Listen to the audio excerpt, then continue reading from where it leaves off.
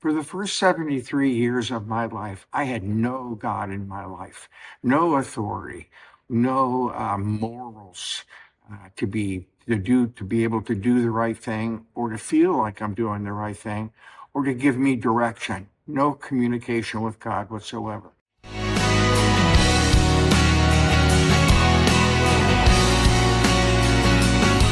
Well, we're here today with Keith Stuhler and Andy Stuhler as well. We are so thankful that you both have taken time to be with Sean and I on Brother to Brothers. Today, we're going to be discussing your golf journey in this episode. And so we're excited to learn about you and learn about that history. Yes, here to talk about our first episode of a three-part series, The Rise of a Professional Golfer, the hidden image behind the scenes, the beginning of maybe a spiritual void that took place. So, Keith, take us back to that time in your life. If you had to write a resume, what would that resume look like, and would it truly reflect who you were at that time? Well, first of all, let me thank those of you for getting me on Brother to Brother. This is just great. I love to talk to you guys. And in answer to your question, if I was writing a resume 4 years ago, it would have said prep school, prestigious prep school, college graduate, 12 years of PGA golf, CEO, owner, manager, various businesses, world traveler. That's what it would have looked like. But was that really the person? If someone asked me, is that who you are? Those things right there? No. I was hiding a lot of secrets deep inside of me, years and years of serious depression and anxiety, secret drug usage, and the main thing, which is that I did not believe in God. Never had, 73 years, did not believe in God. That in and of itself leads to a less than life, because only with God and what I've come to feel is only with Jesus as my friend on my shoulder, God in my heart, and the Holy Spirit within me, can you fully enjoy and have a fruitful life. So that resume was said one thing, and the reality was quite something else. You know, it sounded like a very impressive resume, and that being like a pro golfer is kind of almost, at least to me, the perceptions of like a celebrity that I just picture, you kind of bumping elbows with, Jack Nicklaus or Gary Player. That were you said struggling with depression even as a young pro golfer? As a young person, I've always been diagnosed with that. However, we should say that in the 50s and the 60s, that was really not kind of a taboo subject. Mental health, people of my parents' generation was, he's just having a sad time. He'll be okay, and it's not a big deal. We all have it. We all have those things. But however, I was diagnosed as being clinically depressed in prep school. You were on the tour for like 12 years. How I got into that actually was I was in college. I was ready to go to graduate school. All set to go to graduate school. I wanted to be a history professor. That's all I wanted to do. Okay. My father has a heart attack. He owns a golf course in New Jersey. I go back. My mother says, please help, because if your father's going to be an invalid. I said, okay. So I did that. I went back, and 12 years later, I just got into it. I started to practice when running the business there. I started to practice every day, and I said, well, look at this. This might be an interesting avenue for me. In a couple of years of practicing, 6 or 8 hours a day, I said, well, I'm going to try this. So it happened quite accidentally. It wasn't. I didn't fall in love with the game as a kid. Having said that, I did play in junior golf tournaments and a lot of things since I was 10 years old. So. This was in New Jersey? This was in New Jersey, metropolitan New York, right, 30 miles west of the city. you know, we're obviously in Florida here now. Just to think about the golf courses that are almost on every corner on the road. Were there a lot of golf courses that you had access to in the Jersey, New York area? Well, my father had a large driving range, par three golf course that was lit at night, kind of an entertainment facility. Right. So it was business ran from 7 in the morning till 11 at night, 7 days a week for 3-4 months during the season. Right. So that was kind of like my life that I grew up with. So, you know, the weekends of course were the busy times. Did I have access? My father was a PGA golf professional. 4 of his brothers were also PGA golf professionals. Having that background allows you to play any golf course, I remember anywhere. reading that in your book, right? You mentioned that your family actually ties to all this golfing. So Right. it seemed logical that you would fall into that. I guess it was not my plan. Yeah. It was not my plan. I wanted to stay in academia and then talking about nonsense philosophically. Almost sounds, it reminds me of like the prodigal son leaving.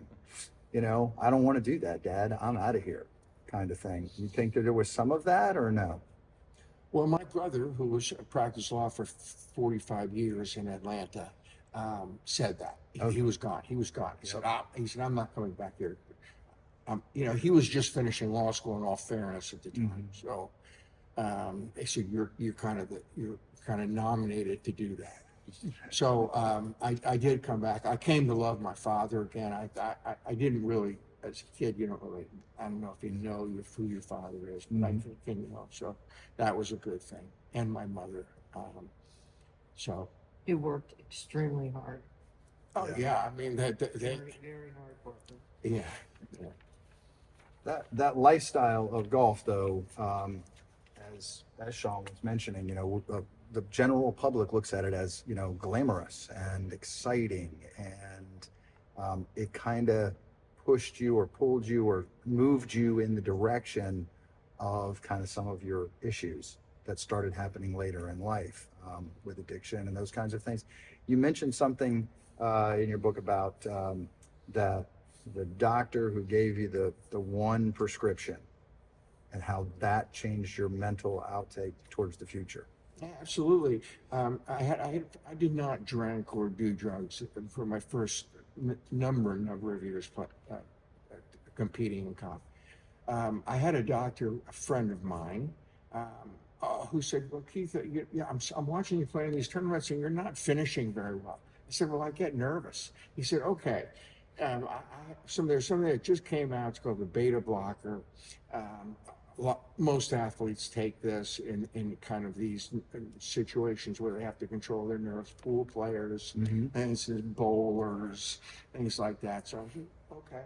So I tried it. Immediate change was just improved drastically.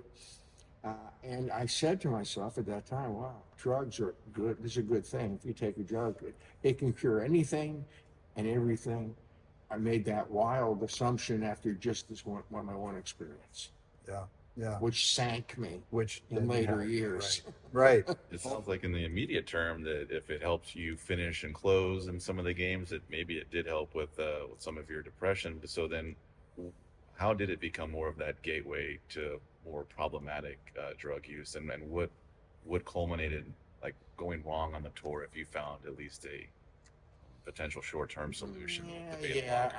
I think towards the end, you know, I was at a time and place in history where cocaine, I'm in southern Florida, I'm at country clubs, I'm at where it became in the 70s an acceptable thing. No one knew that the terrible consequences, I think, of cocaine. So even professional people would be doing it. It was at the club, you know. What's wrong with you, Keith? Everybody's doing it, right? Yes, and I think if you do that, you know, I mean, they say you have to be a certain type of personality, addictive personality. But I think if you do that, you enjoy that pleasure, get that pleasure spot in your head. I think most people would be addicted to it. So of course, I changed from cocaine to opioids a little bit later in my life. But 25 years of doing some pretty hard cocaine. And by that time, you'd made the migration from, the Northeast down into South Florida's. I was never in this wintertime in the north. Okay. My father closed his business down in the fall, opened in the spring. So even as a child, from 2 years old, we would go to Florida for 4 or 5 months. Okay. So it was not, that was my usual progression. Normal process. Anyway, there was nothing up there. The snow was on the ground. It's cold. That's good reason. And during that era, you made it to the land of, whatever, Scarface, cocaine cowboys, whatever analogy you'd like to make about the Florida environment, and then being in kind of a high class, again, the perception of pro golf is that, they would have access to everything, maybe, like you said, fancy parties that would have trays of things that aren't the best for you, Yeah, I don't want to romanticize those period of time, because I look back on that with horror. I look at that, it's only pain. Their drugs and those things have caused me only pain in my life. The question was, how do I get out of that? I think that right there is it for so many men today, that we're talking about, and women as well, Andy. But I mean, Absolutely. in that situation is, how do I get out of this? And you had early on said, you were an atheist. You didn't believe. So not having hope is something that is huge, weighs upon so many of us. And I think that's one of the wonderful things that we're trying to do with Brother to Brother, is to provide an opportunity for people to see that there is hope. There really is a way. And There's always you're a something. great example of that. So we're Rick, super, I would have never found it myself. Yeah. I would never have found that hope myself in a million years. Yep. The circumstances, God directed me. God saved me. I've been saved. I've been born again. Yeah. I've been saved by God. He directed Andy to leave me in Oklahoma City. Yeah. He directed me to It's very hard to do too. those motels, that motel in Lantana, and directed me to Faith Farm, where he met me where I was, and he took me completely through that. It is completely my transformation through God. I could never, in a million years, have figured out how to stop doing. That's just fantastic. I mean, that's what we want to pass along to everybody. That's what the book is. Yeah. That's why I wrote this book called The Winter Planting. Yeah. And it is the story. It is the story of those 2 years. 2 years. It's a memoir of those 2 years of this broken, destroyed person who had no chance, had no hope, had no future, in mental hospitals, finding a way, being guided to that homeless place, Faith Farm, finding God, building strength, accepting the blessings that God then gave me, accepting them. Well, Thanking them. Jeremiah says it, right? I mean, I have a plan for you, not just any plan, a good plan for you. And that's the key.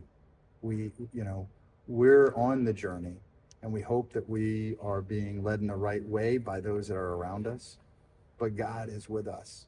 It's oftentimes that we forget that or don't know it, but we have to get to a point sometimes where we're completely broken to finally realize that. Strip naked. Yeah. We hope that we hope that we can reach individuals, men and women, both way before that happens. That's our hope. To want to get there before hitting that, proverbial rock bottom. But, Yeah. You mentioned not wanting to get out of that, but then not being able to get out of it. That's at least a great starting point, that you wanted to get out of it, and that God delivered you your North Star and Andy, and pathways as rough as it was to find your way out of it. Absolutely. That's that same biblical quote. I will prosper you. I will prosper you. And he has prospered us, to past our wildest expectations, and just the last few years. No, that's a great thing, and that again, that's what I've tried to express in the book to pass on to other people. Not war stories about this person that I was, the golfer, or the drug addict, or the depressed guy. That's not what the story's about. It's about being saved. The grace It's of God. salvation of God, being saved by the grace of God. Yeah. Amen. Period. Amen to that. Yeah. That wraps up our first episode of our new 3-part series, The Unscripted Tour. Join us for our next episode where we talk to Keith about his journeys into his business adventures post-golf.